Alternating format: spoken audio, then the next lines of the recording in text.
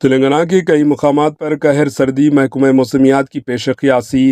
حیدرآباد کے محکمہ موسمیات نے کہا ہے کہ اگرچہ تلنگانہ میں اقل ترین درجہ حرارت معمول پر ہے، لیکن کئی مقامات پر قہر چھائی ہوئی ہے۔ محکمہ موسمیات کے ڈائریکٹر ڈاکٹر ناگرتنم نے کہا کہ قہر کا اثر 4 سے 5 دنوں تک شدید رہے گا۔ محکمہ موسمیات نے پیش قیاسی کی ہے کہ شمال مشرق اور مشرقی ڈسٹرکٹس میں شدید قہر چھائی ہوئی رہے گی۔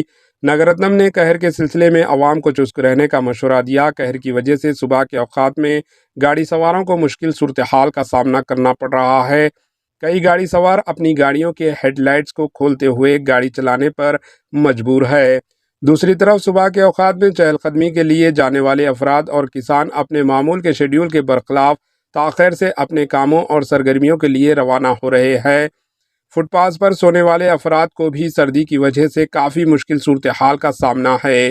کئی لوگ سردی سے بچنے کے لیے گرم کپڑے جیسے گرم سویٹرز و مفلرز کا استعمال کر رہے ہیں، تو کئی افراد شام ہوتے ہی آگ تاپنے کا کام بھی کر رہے ہیں۔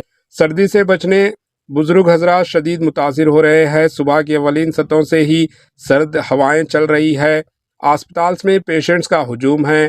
نزلہ، کھانسی، زکام اور فیور بخار میں کئی افراد مبتلا ہے۔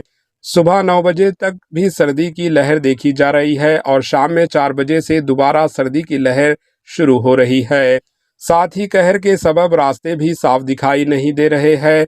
عادل آباد کے علاقے اور جنگلات سے متصل آبادیوں میں سردی کی شدید لہر دیکھی جا رہی ہے۔ Bureau report, H N news.